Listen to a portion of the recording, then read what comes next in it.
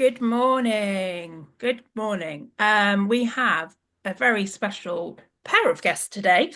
Carolyn will be running the show from King Connect. As I'm sure many of you will know Carolyn. If you don't, get ready, strap in. It's going to be a fast-paced session. You will learn so much. I know I always do. So yeah, I'm not going to say anything else. I'm just going to literally hand it over to you, Carolyn.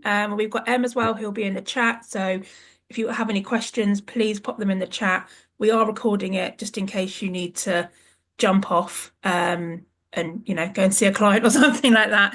So over to you, Carolyn. Let's get dug in. Super. Thank you very much, Jenny.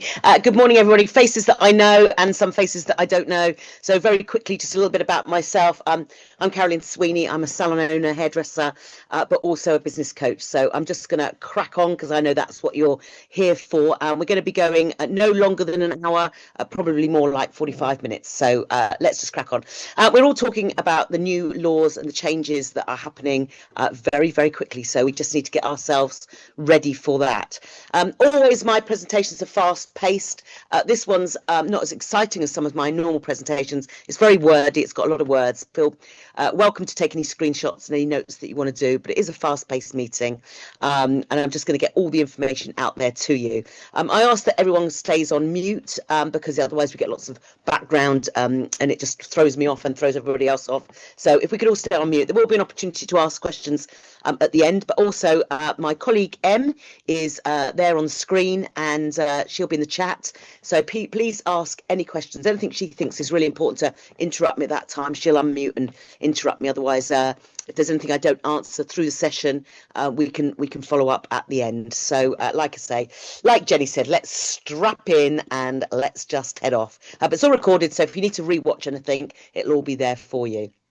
So it's about the Employment Rights Act 2025. The UK's employment rights passed through Parliament and received what they called the royal assent on the 18th of December, when we were all really busy cutting hair and almost didn't notice it going through.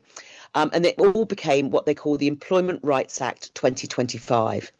Now, these reforms represent one of the biggest shifts in UK employment law in the last decade, with major changes rolling out from April, so very, very soon, July 2026, and as far as 2027. We're really focusing on what's going to be happening in April and July, and we won't particularly focus on what's coming for 2027 because we can follow that up on another date. So all information today reflects my understanding as of March 2026. This is not HR or legal advice, but I do believe it's, the correct advice. Salon owners should, of course, always seek any specific HR or legal advice for their own, businesses and what have you. And what, of course, we don't know is if there's ever going to be any government U-turns or adjustments. But we're getting pretty close now, so I do not expect any U-turns on what we're talking about this morning. So what really matters to salon owners and small businesses? It's day one rights from April 2026. Employees will have immediate rights, which will include statutory sick pay from day one, parental leave and unpaid parental leave. So paternity leave and unpaid parental leave. There won't be any waiting periods at all. And it applies to everybody, including anyone from day one start. So the impact to salons. SSP costs will increase from day one. So you will have more costs to your business, obviously, depending on the amount of sickness that you have in the salon. And policies and contracts and payroll need to be tighter. So what we need to focus on, we can't change what's changed, but what we can change is what we have set up in our businesses to handle the situations as they happen. Statutory sick pay, what salons really need to understand. So from April 2026, it will be the lower of one of these. So 80% of the employee's average weekly earnings. That's if it's below the weekly flat rate, or the flat rate of SS weekly rate, which is expected to be £123.25. So assuming you've got everybody earning more than £123.25, they would be on the flat rate of statutory sick pay, which I will explain. But if you've got somebody that's earning that amount or less, they would get 80% of their earnings instead of that rate. So they won't be able to earn more if they're off sick. Statutory sick pay is worked out on qualifying days, and that's what's important, to really truly understand what the qualifying days are. Qualifying days are the days an employee normally works, so it's their working pattern, which you will have already set up in your payroll systems, whether that's you that does your payroll or it's somebody else that does your payroll. So it's their working patterns. It's really important that we need to get this right. HMRC expects qualifying days to be the days employees' normal work, which is under their contracts. So it's whatever is written in your contract. So this is perhaps a really good time to take a look at your contracts and perhaps update them. I recommend that people update their contracts at least every 5 years, because if you don't, they can get very out of date. So if you haven't updated your contracts recently, this is a really good time to be doing that. So there's no waiting days from day one. So if somebody takes off 1 day sick, they now get paid. But unlike holiday pay, statutory sick pay is worked out on days, not hours, whereas holiday pay can be taken proportionally and can be done on days, whereas statutory sick pay is only on full working days, not part days. Can be complicated if you've got people with lots of different shift patterns and you're part-time people.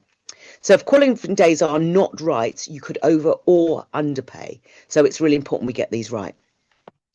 So what payroll software needs? So whether you're doing your payroll yourself or you have somebody else do it, this is what's needed from them. And it's up to us to get this right. The employee's normal working pattern, not just the week that just happened the week they're off sick. So it's not just that 1 week, it has to be their normal pattern.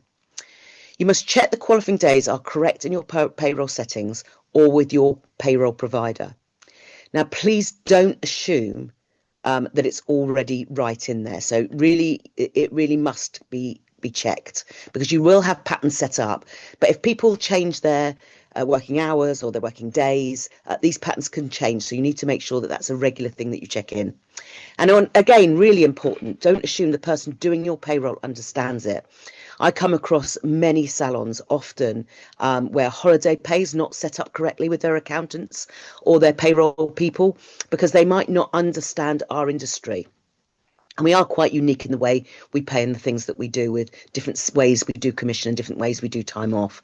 So please don't assume the person that's doing it understands it. It's up to you to make sure you give them the right information. So payroll software calculates statutory sick pay as weekly statutory sick pay rate divided by qualifying days times sick qualifying days. Now, I've got a chart and I'm going to explain that much easier for you. If the working pattern is wrong, the statutory sick pay will also be wrong.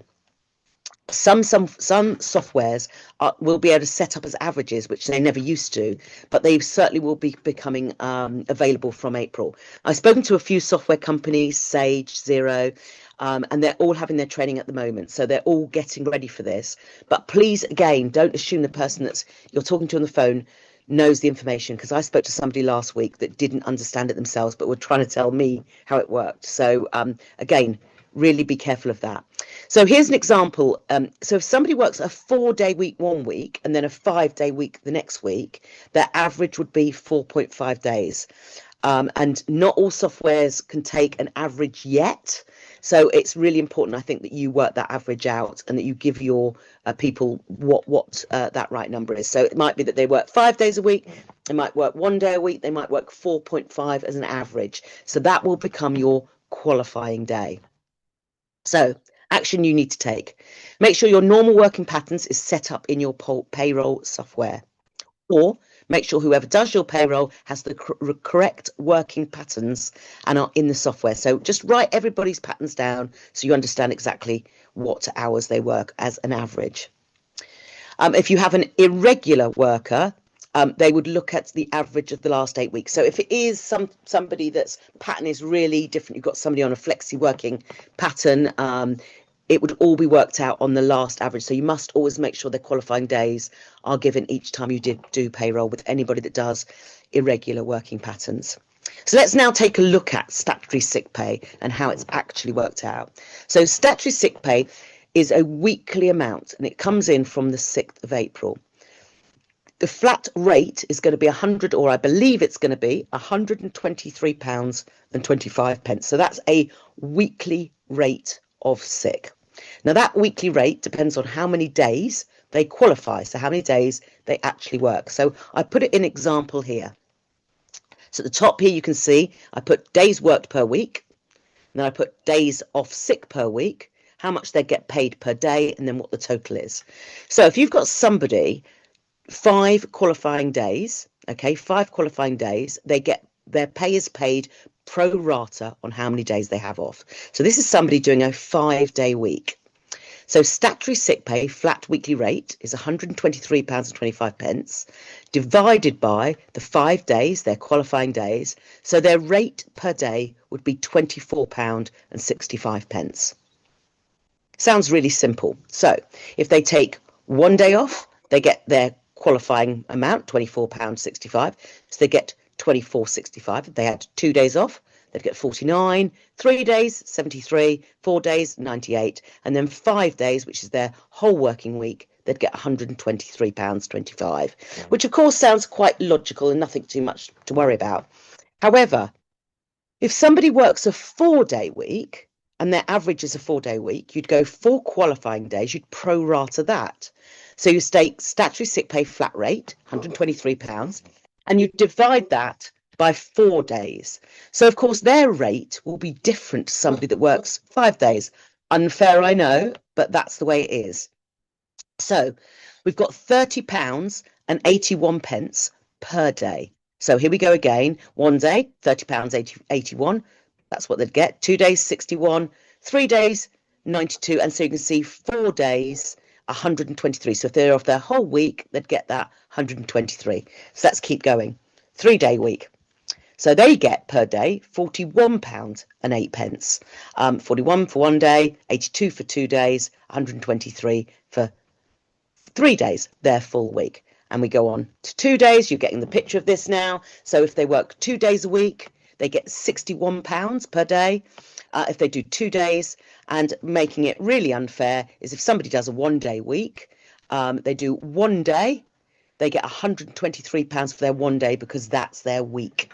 Okay, it's very unfair, but that's the way it's been worked out. And unfortunately, this is going to discourage people to take people on a part-time basis. But I think it's all about managing people. So that's what we need to be looking at. So hopefully that's really self-explanatory. And anybody that's using our wage calculator, this will all be in the new update and it'll do it in there already. So what if you have somebody that is earning under £123? So say you have a Saturday person at £8 an hour and they work 8 hours. So their pay would be £64 for their 1 day. And because they work 1 day, it's 1 day per week. So it's their qualifying week.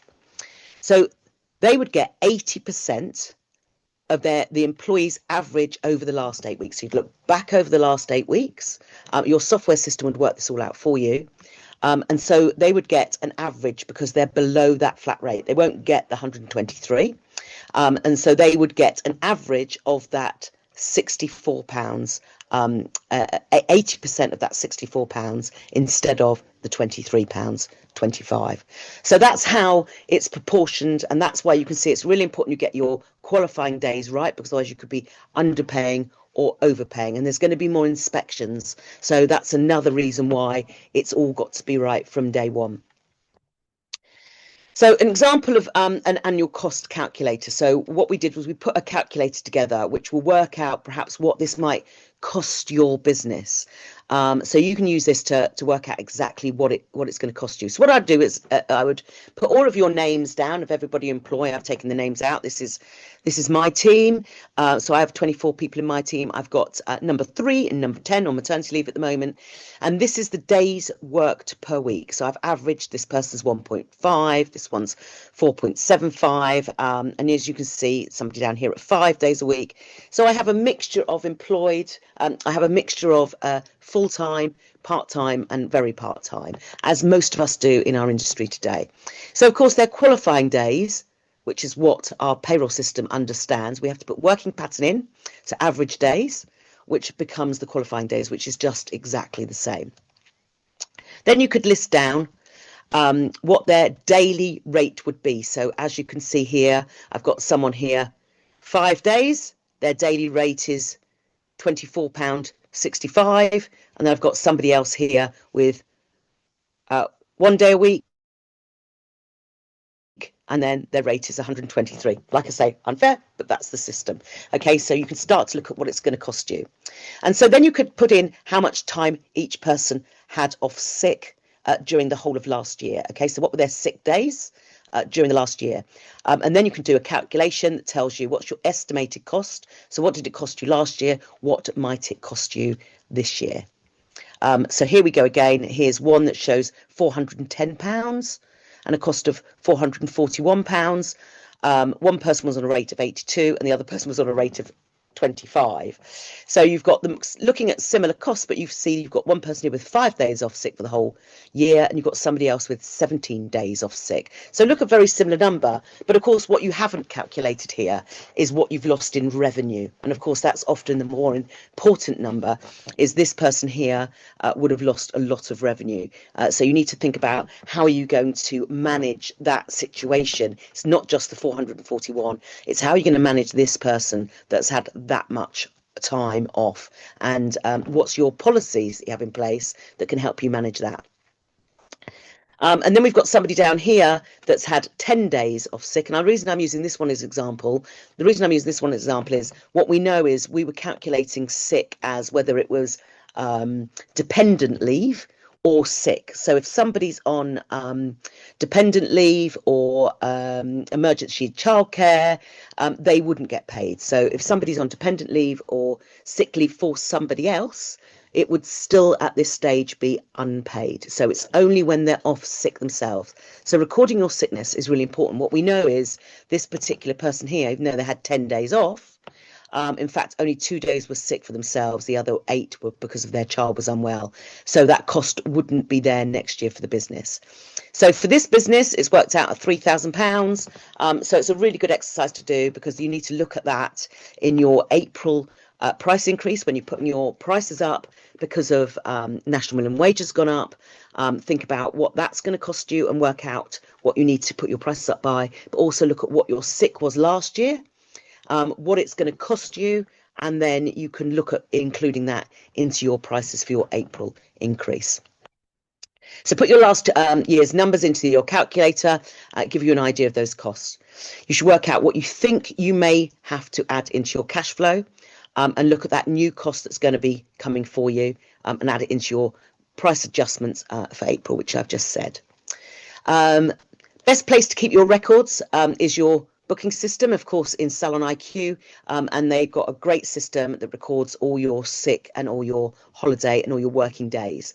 So if you haven't done any training on this or you don't use this, I recommend that you do. Salon IQ had their update came yesterday, in fact, so it was in March already, so we can define the difference between sick leave and dependent leave, whereas before you would have always put it down perhaps as sick, or you perhaps use the grey boxes. What's really important is to understand how this leave, the blockouts work, because you want to use your calendar that will show you people's working days, people's days off, people's sick leave, dependent leave, or any other leave that you might give. So make sure you've got that set up in your Salon IQ system, because it works really, really well. Creating the difference between that sick and dependent leave, because one is paid and one is not paid. Sick pay is payable only for full qualifying days, and so that's really important, that it's only if somebody's off for a whole day. So it doesn't apply to a part day, and so it's not triggered if someone works part of the day and goes home early. They would be paid the hours that they worked and then not paid for the hours that they didn't work. Okay, so and then if they take a full day off the next day, then they'd get their proportional paid day. Recording leave will become more and more important, so that's why I recommend that you do it inside Salon IQ, because then you've got evidence, and you've got the evidence that you can look back on if you need to, especially if you're looking to do any sort of disciplinary that might be to do with sick or dependent leave. Time off for dependents. Time off to deal with, it's called, dependent leave is about unexpected emergencies involving a dependent. So it's unpaid leave unless you choose to do otherwise. So some salons do, of course, pay, but unless you've got that agreement, it is unpaid leave. And dependent leave is for emergencies only. It's usually short term, 1 to 2 days.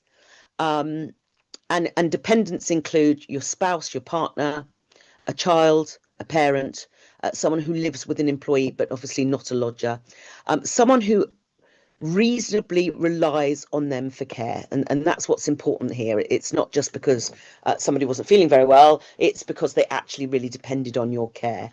But as I say, dependent leave is it is unpaid. Okay, and so what counts as emergency leave? Child suddenly unwell, schools closures unexpectedly, care arrangements for whatever reason break down, parent taken into hospital, incident at school or nursery, but it's not for pre-planned appointments, general childcare difficulties, holidays, and ongoing caring arrangements. Now, there is a difference of parental leave, which is very different, which is something that you plan together. So if somebody has for whatever reason, their childcare has broken down, and it's going to be long term, or there's problems with school holidays, that's something that you have to plan together. It can be unpaid leave, but it's planned leave. So parental leave is unplanned, unpaid leave. Dependent leave is emergency, last minute. So it's emergency, last minute for a dependent. So you've got sick, paid for, dependent, emergency, parental leave, planned, but those two are both unpaid. So it's time to get really good at keeping records and getting your policies in place. And this is what's really important.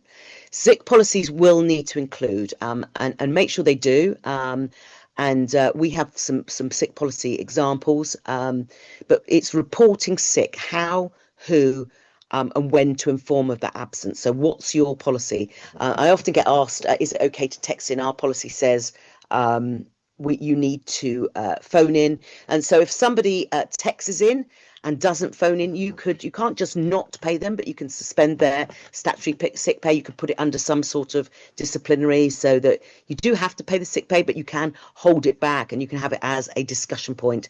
So make sure you've got it in place, reporting sickness, how, who, when, and they need to stick to it. If that's your policy and they don't stick to it, it can become a disciplinary point. And then there's expectations during their absence. So if they're going to be off, how often do they need to check in? How long are they going to tell you what they do if they're not coming the next day or the next day? What's your policy for staying off for longer than 1 day, 2 days? What evidence you require. So do you require evidence of doctors, hospitals, letters, texts? So what evidence do you require? And so if somebody does say they've got a hospital appointment, you're absolutely within your rights to ask for evidence of those appointments. But you need to make sure that's data protected and that your information they share with you is not being shared with anybody else. And then one of the most important ones is the return to work meeting, because this is creating your written evidence. So you should have a return to work form that everybody has to fill in, whether they're on parental leave, dependent leave, or sick leave, because then you've got, if there's a problem that comes up and there's something that's ongoing, you need to do something about it. If you've got no evidence, there's nothing you can do about it. So everyone's return to work is really easy. It's really quick. It's just a 5-minute meeting. Just ask 2 or 3, 4 questions. You sign it, they sign it. And then you've got your evidence moving for if you're moving forward. What happens if there's failure to follow procedure, as I talked about earlier, if they don't follow your sick policy, when does the disciplinary kick in? Sick pay clarification, you just need to say, you don't need to put down that chart as I showed earlier, how much they get off for each day. You don't need to do that. You just need to say that you pay statutory sick pay, unless you have a different policy, unless you pay full pay, which maybe you do. I assume most of you don't, but it must state what your policy is. So if your policy is we pay national statutory sick pay, it must say that's what you pay. Otherwise, it could be open to what their expectation is of their pay. Repeated short-term absence triggers. So you have to have those triggers in there, because if you haven't got the triggers in there, if people could just keep taking one day, I just keep having every Monday off, or every month take a week off, or what have you. So you've got to have in there what triggers your point of disciplinary, what triggers your point of concern. And then you've got to have your long-term sickness absence. So there's a difference between your short-term and your long-term. One is under 28 days, and one is above 28 days. So let's take a look at short-term absence, because that's what we mostly deal with. So it's under 28 days. Each case of sick absence will be looked at as a case-by-case basis. So somebody's sick one week, it might be different to what they're off the next week. So you want to look at, unless there's continual, and then you can link them together. Action taken under our absentee policy will happen if any of these trigger points are hit. So you have to set your own trigger points. It's not something that is a set trigger, but it has to be reasonable, but it has to be something that gives you the control. But the trigger points need to be in there, because otherwise you've got no control. So number one trigger point would be clear patterns of absence. So if you've got somebody that does every Monday or every Friday or every Saturday, or there's a pattern that every time they've been off, it's been one particular day. Or for instance, you've got a student that it's always on their college day. That would be a clear pattern of absence. It could state something like 3 periods of absence within a 12-week period. So that could be 3, one separate day. So one day, 1 week, one day the next week, one day the next week. That would class as 3 in any 12-week period. And then the third one's much more general. High level of absence with a short period of time. I put that one in there because actually it just covers me for absolutely everything. So clear pattern is number one. 3 periods of sickness in a 12-week period. As I say, you can put that at whatever you want it to be. And then high level of absence with a short period of time. Just helps you cover everything that you need it to be. Once triggered, you can start with your letter of concern and then move to disciplinary if you need to. And it's all about evidence. That's the important thing. But what I would always do is I would make sure that you collect your evidence. And at the time you want to go to a letter of concern, the time you want to move to more disciplinary, that's the point you bring in your HR expert to work alongside you to make sure that you're doing it correctly. No documents or return to work meetings, you have no case. Okay, so that's I think the key thing about what I'm sharing with you today is A, you've got to understand how much it's going to cost you, and B, you've got to understand just having a simple policy in place and just doing a back to work interview every time somebody's off. And even if you're really busy the next day they come back, as long as it's done within a week, that's fine. I say a week because I think that's a reasonable time. But like I say, no document, no case. So you must make those documents. And then coming from July 2026, this is the unfair dismissal. This is significantly higher risk now for us. So this one's not in April, this one comes in July. So the compensation cap has been removed for unfair dismissal. Employees gain unfair dismissal rights after 6 months. So it used to be 2 years. So you used to be able to ask somebody to leave after 2 years for almost no reason, even though you had to have something documented. So that's now become 6 months. The tribunal claim window is extended from 3 months to 6 months, and that comes in October 2026. So you used to be able to, it had to be just a case that happened 3 months ago, but now it's something that could have happened up to 6 months ago. So impacts for salons. Quick and informal dismissal are much higher risk. Okay, so much riskier if you just hire and fire. Okay, or if you just feel like that somebody's not behaving. Going through a disciplinary is not that hard. It's just following the right process, which is important. What you need to do is a stronger recruitment structure. So that's what I'd recommend. You need to make sure that you're taking on the right people. Really look into, are they the right person for your business?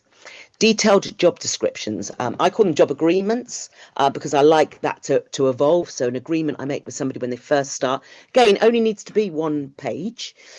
Sort that agreement out, and then 6 months later or 12 months later or 2 years later, that agreement might change. And so it's not a job description, it's agreement that you both agree on, and it's a rolling, moving document. Clear probational structure. So if you're taking somebody on and you're going to put a 3 months in place, make sure they understand that on that 3 months you can make a decision at any time that they leave. And then at the end of 3 months, if you're still not sure, you could continue for another 3 months. So you've got 6 months, and I would always keep it on that probational period, 3 months followed by a second 3 months, because that gives you the right at any point to ask them to leave up until that 6 months. After that 6 months, you have to go through disciplinary. Document conversations or your one-to-ones, so always make sure. I use AI note takers these days, just makes life really easy, as long as they're happy for you to use them. My team are all happy for that. And evidence even for short service staff, so even people that are just in 1 day a week, or they just bring in for small time, make sure you do that, all your evidence for everybody.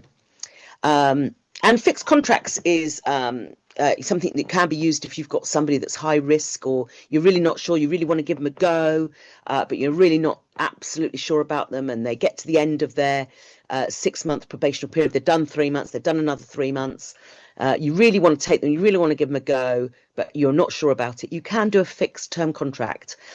So you could say, I'm going to take you on for 6 months, and this contract has a beginning and it has an end. And so that at the end of that 6 months, you can just walk away.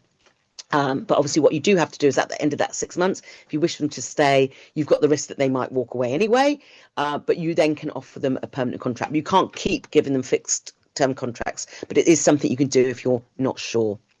I have what we call the love in, love out process. So it's basically our disciplinary process. And if you've got anyone in your business that is underperforming, anybody that's underperforming from a sick perspective or any perspective, mostly what we want to do is we want to have those honest conversations to try and connect that person back in with your business. And that's why I always go, my mindset's always, I'm having this meeting with somebody, I'm concerned, but I really want to turn this around. I want you to stay. So I'm going to try and love you back into my business. However, if things don't change, I need to love you out. So this is the process that we recommend. So establish the real problem, make sure that you're working on facts. So if it was sickness, make sure you've got all your documents in place, or if it's to do with client growth, or it's to do with lack of clients, or it's to do with utilization or retention, make sure you establish the real problem. You're really sure about what it is that you're disciplining somebody about. It can't be airy-fairy, it's got to be worked on fact. Keep records from day one, so you can't just go into disciplinary. You have to have kept records in advance of a disciplinary. I would always suggest you start with a one-to-one meeting, and in that meeting, so before you start any process, state your concerns. So if you've got somebody that's off sick more than you expect, they've triggered it, you might just have a one-to-one with them and say, look, you've triggered it, I'm really concerned about that.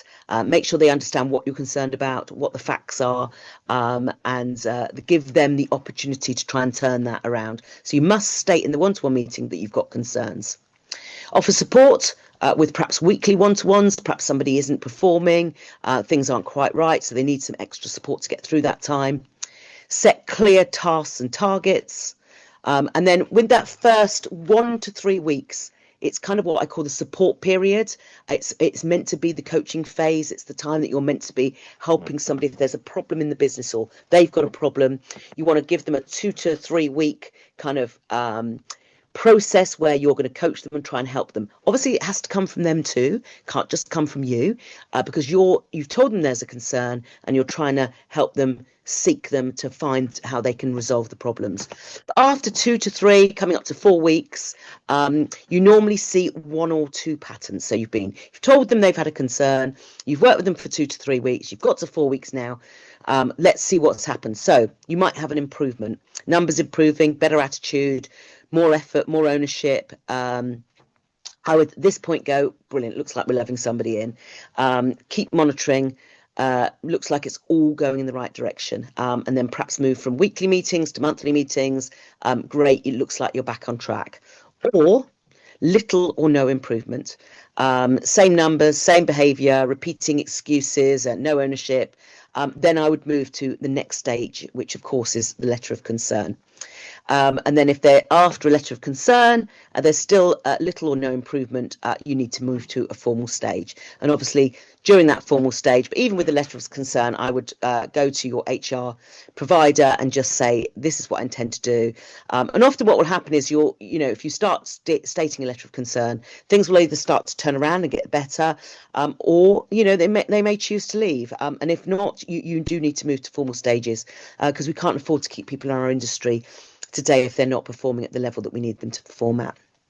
So moving on to number 3, which is 0 hours and unpredictable shifts. There's a real crackdown on exploited 0-hour contracts. I don't believe that's something that we do in our industry, but staff can request predictable working hours. So they are allowed to, you can have flexi working, there's nothing wrong with that, but they do need to have a working pattern.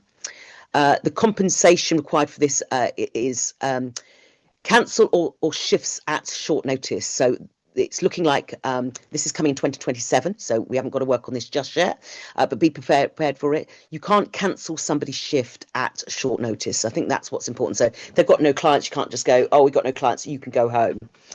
They can choose to go home and approach you, but you can't ask them to go home. Reduce hours at short notice, so sending somebody home when they've got no clients. Changing shift times with insufficient notice. So if you are going to change shifts, you must give people sufficient notice. And what the compensation's likely to be. So we don't know yet. This is coming in 2027. A proportion of their wages they would have earned. So if you got half a day and you've asked them to go home, you would be still expected to pay them a proportion, or a fixed payment linked to their cancelled hours, so a little bit like statutory sick pay. So not launched yet, but if you do send people home, perhaps it's better to look at a policy of what people need to be doing in their downtime. So if they've got time without clients, perhaps it's better that you have a policy in your salon that says, these are the things that I need you to do. If you've not got a client for 45 minutes or an hour, I need you to be marketing to look to find a new client, or I need you to be educating yourself. So think about, instead of sending people home, what can we do to focus people in their downtimes? Okay, so family and pregnancy protections are being strengthened. So there's going to be extensions on redundancy protection for pregnant employees and new parents. New protections are also going to be linked to facility treatment and miscarriage leave. This is all coming from, or particularly the miscarriage leave is coming from 2027. Impact to us is much higher risk, restrictions and disciplinaries. Process errors are more likely to lead to the claim. So this is about, if you've got somebody that is pregnant or returning from maternity leave, it's about, it doesn't mean you can't discipline somebody, it doesn't mean to say you can't work with them. What it does mean is that you've just got to make sure that you follow absolutely the right rules, and that you keep all of your documents and all of your policies in place. Always check before putting anything in place. It doesn't mean you can't do it. It just means you do have rights as an employer, but you've just got to make sure that you follow the steps. So in these situations, I would always seek advice. Number 5 is the fire and rehire. This is definitely being tightened. There's going to be much stricter rules. It's going to be enhanced consultation duties. So it means that if you want to make changes to somebody's contract, you're going to have to make sure that you go through a much more rigorous consultation process. Refusal or unlawful contract changes will now result in automatic unfair dismissal. And so if, for instance, you said to somebody, I'm going to change your contract, you're not going to be employed anymore, you're now going to be self-employed. So you've made the decision in your business that you want to go from employment to self-employment, not the stylist's choice, this is the salon owner's choice. That could be automatically seen as unfair dismissal. And the impact is contract changes cannot be forced. So that's something you can't, you never could do anyway, but it is being, those rules are being much tightened. And there's definitely advice needed before changing pay, hours, or terms. Again, it's not a problem changing people's hours or terms of their contract, as long as you both agree on that, and it's done in a constructive way, with consultation, with the right letters, and with those right changes. Of course, changing pay is also very complicated, but with those right reasons in place, and again, it has to be agreed, so you can't force anyone to make those changes. So it goes back to the beginning of recruitment, job agreements, contracts, getting all of those things right, because you're better off starting off with less and introducing more later, because otherwise it gets more difficult to change. And this is the problem. Coming in April 2023, 2026, there's going to be stronger enforcement. So there's going to be more people looking at this. So there's a new Fair Work Agency. Okay, so they've been set up by the government to look into particularly statutory sick pay, minimum wage, holiday pay. And they're going to have the power to just inspect a business at any time they wish to, come and inspect you and look at what you're doing. They've got higher powers than they've ever had before. They can enforce statutory sick pay, and they'll want to look at how your holiday pay is worked out. So make sure your holiday pay is in place. And again, comes back to evidence, right? So if it's all in Salon IQ and it's all set up properly, and Salon IQ will be very happy to help you if you haven't got that set up, you're going to have all your evidence there anyway. They're also the Fair Work agencies are going to be also able to support tribunal claims. So if somebody goes to them with a tribunal saying that they feel that they're employed rather than self-employed, or they've not been paid the right sick holiday, so it's really important you get your qualifying days right. And so this is where this agency is going to come in. They're going to be able to support those claims. So impact for us, poor records, we're going to be at much higher risk. Informal practices just won't stand up, right? So just having a chat with somebody and sticking it down on the back of a piece of paper, or an agreement and a handshake, absolutely won't work anymore. So you do not need to do everything all at once. Okay, so start with confirming your statutory sick pay, your qualifying days and payroll rolls. Just make sure you get that set up right. Revisit your sick policy. So if you've got a policy, relook at it, and if you haven't got a policy, I really recommend that you get one in place. Tighten your probation and disciplinary paperwork. So just look at your probational periods, and just look at that. I call it my love in, love out. Just look at what is your policy at that point you feel that somebody's not performing well, whether it's to do with this, whether it's to do with sickness, whether it's to do with anything. What's your disciplinary paperwork? And just make sure that you just get some forms in place and just get some simple processes. It doesn't need to be difficult. Improve your record keeping, making sure your hours, your rosters, and your absences are all marked down, because if you get an inspection, the first thing they'll ask you for is evidence of your hours. So what time people arrive, what time people leave, what's their rosters, when they're off on holiday, what was their lunch breaks. That's the sort of evidence that they'll be looking for. So again, my recommendation is that you use Salon IQ, because it's all in there, the system's there set up ready for all of this information. Review your contracts, especially anything that's flexible or 0 hour. But I recommend you review your contracts anyway if they haven't been done for the last 5 years. And train managers to just pause. If they're in that difficult situation, I always say to my managers, if you don't know what to do, just say to somebody, thanks very much for that. I'm just going to get back to you. I need to think about that. So pause, document, and not react emotionally. We must in these situations always be working on facts. Okay, so it's make sure your qualifying days are set up.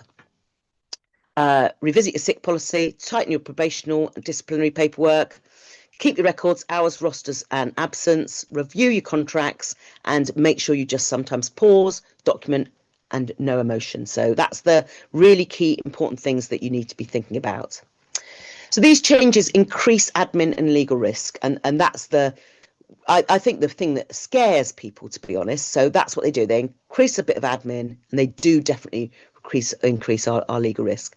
And of course, as always, hit small businesses harder than the larger ones, because of course, as a salon owner, you're the hairdresser, you're the cleaner, you're the plumber, as we've all been seeing on TikTok, and then of course your HR. You've got all those different accountants and all of those things. So of course, it does hit the small employers harder.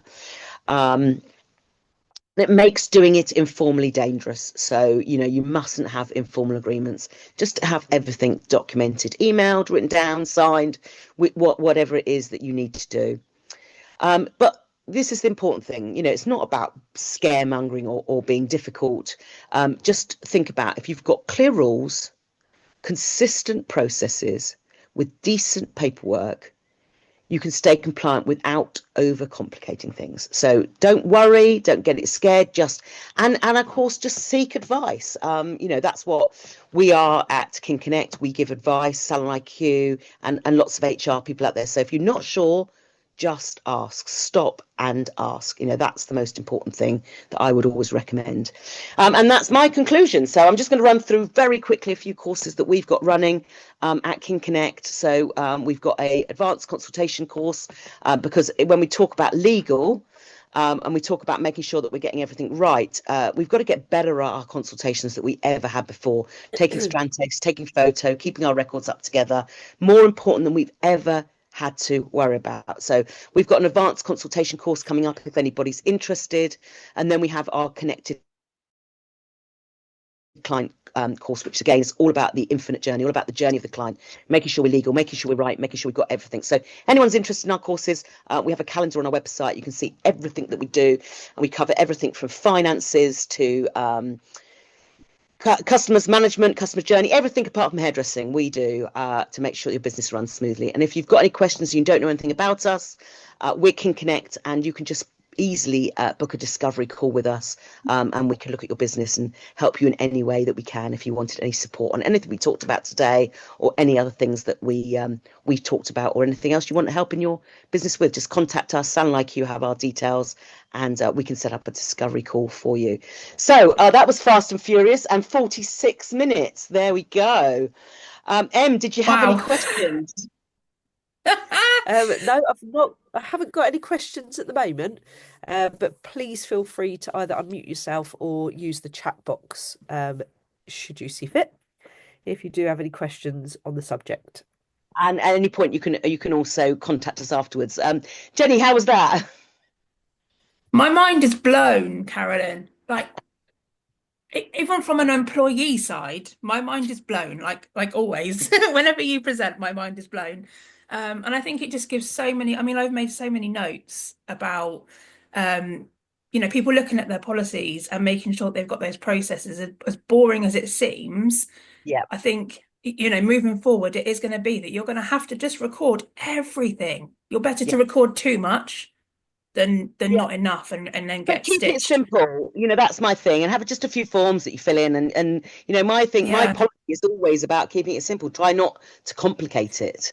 Yeah, don't Just, overcomplicate it, but yeah, also make sure everybody knows, because I think a lot in companies, there's a lot of guesswork from the employee potentially about what these policies are. You just assume that they're maybe how they were at a previous role that you've done or a company that you've worked for, but it could be completely different. So as an employee as well, be open with your employees and be honest with your team.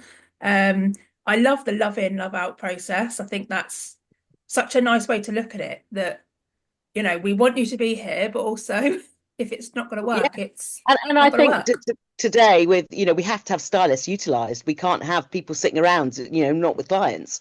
And so, Yeah, there has to be minimum performances. So we have to make sure that if somebody, you could love that person to bits, they might be your best friend, but if they're not taking enough money, you need to look at, and with good policies in place, it is easy enough to do. yeah.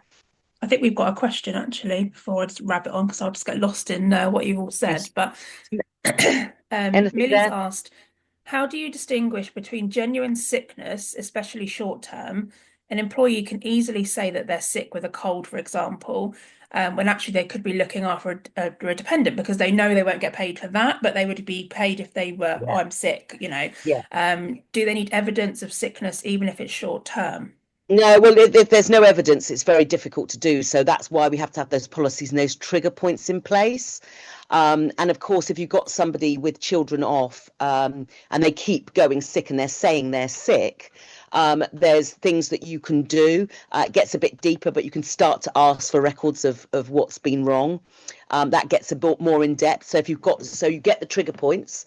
And the minute you've got the trigger points going, then seeks HR advice, because there's things that you can do. There's letters you can send. There's records you can ask for. So at the early stages, no, you don't need to do that. But you realise if somebody is doing it wrong, and that's where that's why the trigger points are really important, because if somebody keeps going off sick regularly, and they're using that, they'll soon realise that they're going to be sitting themselves in a disciplinary, could lose their job. Whereas if they need time off for a dependent, it's just unpaid. That's the law, and that's the law in any company. Other companies might pay, but that is the law. And so I have had it happen to me, and we just had that very honest conversation. If your child's sick, there is a difference between the two, and obviously you could, if you keep taking days off irregularly, you could end up losing your job. So I mean, I just guess, I don't run a salon myself, but if somebody was a part-time worker and then they had this problem, could it be that they could say, Carolyn, like I know I need this day off, but I can't afford to not be paid for an entire day. So could I work an extra day next week? So it kind of cancel. Is that something that you would find technically no, acceptable because if or technically no, the answer is to that, because if somebody's off sick, the law states if somebody's off sick, they have to be paid for it, and they have to be paid their £25 or whatever it is. That doesn't mean to say that you can't have that conversation and somebody says to you, can I work an extra day, please? I've been off sick. But they're asking to work an extra day as opposed to swapping that day. So it's all about the words and the terminology. yeah, So, it's about somebody coming to you and saying, I was off sick last week. I'd like to try and make that up. Can I work an extra day? Can I swap my sick for holiday, or can I swap my sick for another day? Technically, the answer is no to that, because they called in sick. But if somebody comes to you and says, I'd like to work an extra day, please. Yes, of course you can.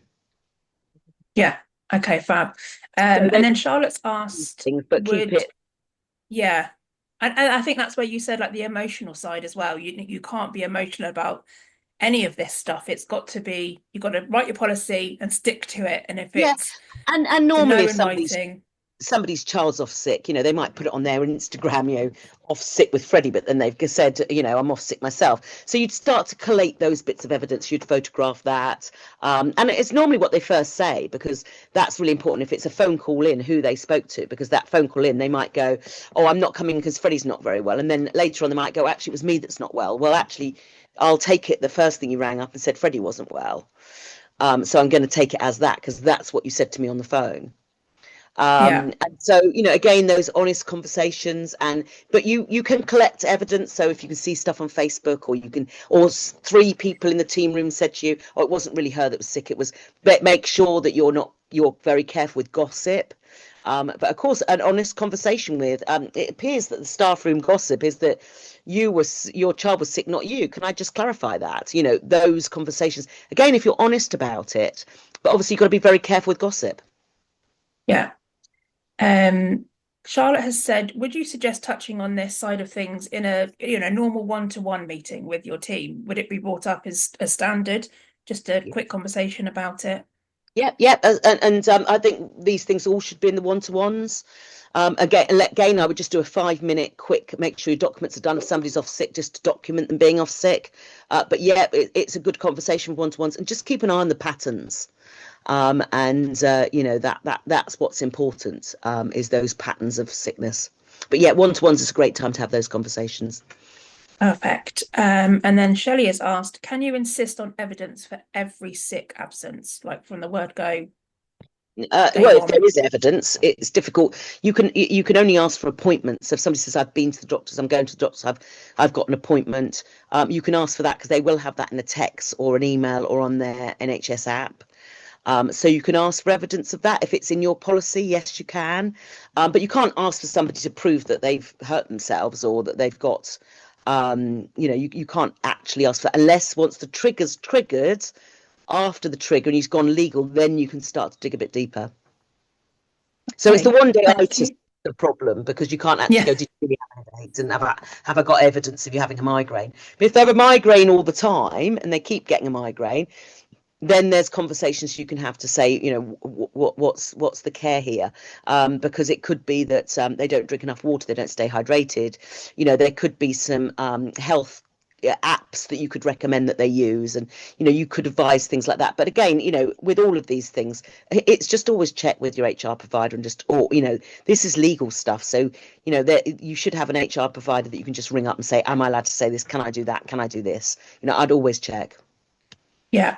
And then Millie has asked a Salon IQ question, but is there a facility in Salon IQ to book out time for other things? I can only see bookouts for holiday and sick leave. Now, you can't you? You can book out Yeah, for you can anything book and out. You can everything. book out all sorts. The important thing with Salon IQ is there's some blockouts that show up in the calendar, and that's what's important. So the calendar is where things are recorded, but things like lunch aren't recorded in the calendar because they don't need to be, but they must be on your page as a blockout. Because if somebody comes to you and said, "I never got a lunch break," went to a tribunal and said, I never have a lunch break. Whereas if your Salon IQ's got a blockout that says lunch, which it should do because it's a legal requirement. You can use the grey blockout. So you can use the grey blockout for anything. So if somebody asks you for unpaid leave, and you agree to it, that's within your policy, it's something you do, you can put it in a grey blockout and write whatever you want to. And again, depends on your policy with things like funeral or somebody having extra holiday that's unpaid, or any of those things can be blocked out, but they might not show in the calendar. So you need to make sure that your calendars are kept set up correctly. What I'll do, Millie, is Okay, when I send out the recording, I'll pop in some of the guides. We've got a couple of guides on this, so I'll pop those in there so you can have a read through. Again, booking with the education system team. If you want to, make sure everything is set up, give Carolyn or Emma a call. That's all the questions we have got for now. brilliant, fantastic. Well, thanks for joining us, and have a great day, everybody. Thanks Yeah, ever so thank you much. so much.